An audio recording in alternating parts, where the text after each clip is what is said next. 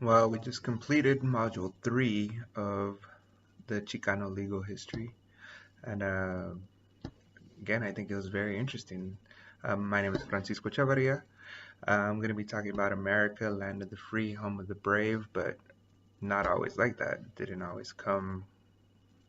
We had to fight a lot to be part of that. What I mean by this is that the Constitution, the way it's set up, was every individual is protected, whether you be black or white. But where does that leave the Mexican?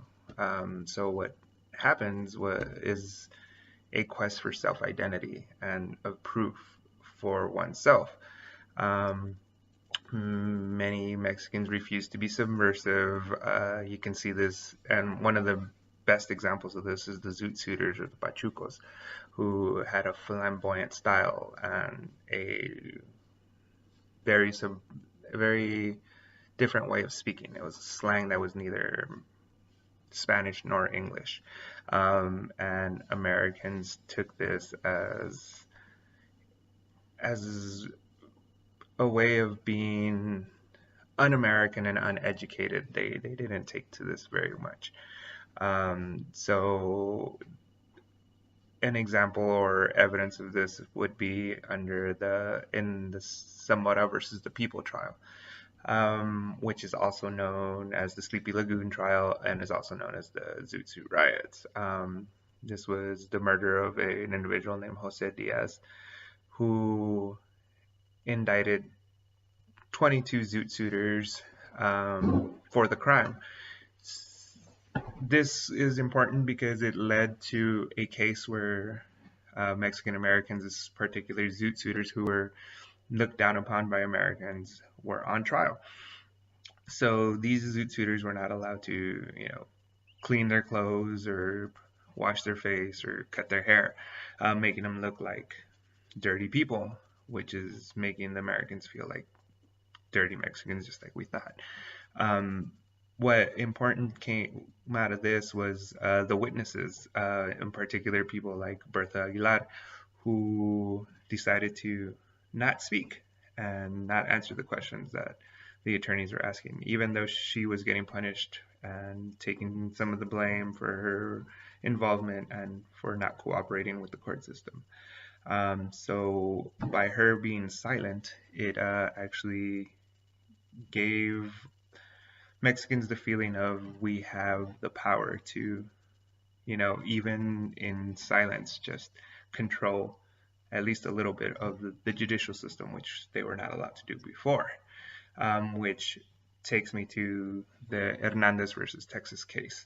Um, the Hernandez versus Texas case, a little background. Farm worker Peter Hernandez was indicted for murder of Joe Espinosa and sentenced to life. He tried to appeal this under the discrimination because he was Mexican. He said, hey, I'm getting life imprisonment only because I'm Mexican and you guys are white. This was thrown out. The appeal was denied many times until attorney Oscar Zeta Acosta took over and pleaded or fought for the 14th Amendment, especially, particularly the due process clause, which is that Mr. Hernandez was not being judged by his own peers. It's not a jury of his own peers. Seeing how Mexicans were not allowed to be part of the judicial system, which they tried to argue that Mexicans were seen as white, so therefore they are being judged by their peers. He fought this under the 14th Amendment and said that this was not, they were neither white nor black. They were a class apart. This was known as the class apart theory, obviously. So he ended up winning under proving that Mexicans were not black nor white, but they were a theory, a class of their own, which was super big because it allowed Mexicans to actually become part of the judicial process and be part of the court systems and be part of judging themselves, which is very important. Leads me to the other one, which is a pretty popular thing that I think everybody's aware of or knows about. In about 1960, 68, something like that, Los Angeles, especially East Los Angeles, was very heavily populated by Mexicans, Mexican homeowners and everything. I believe it was something over 85% of people were actually Mexicans of the population.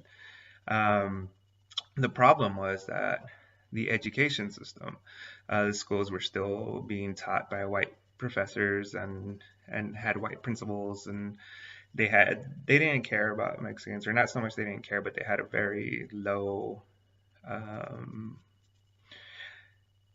mm, opinion about them, I guess, because they would feel that they were lazy and not smart and couldn't learn.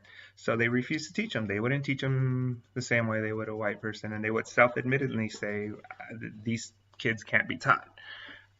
What this led to was this enormous walkout in high schools, particularly four of them: Roosevelt High School, Garfield High School, Lincoln High School, Wilson High School. These were all, the big, major, popular high schools. These walkouts led to protests and everything that ultimately led to being seen in court and them seeing that, yeah, what, these conditions are subpar and we're not giving these kids the same benefits educationally as whites, and it's very important because it also led to Mexicans being able to go in and become educators and own part of building a solid foundation, not only for Mexicans, but for education as a whole. So there you go. Those are my three main points.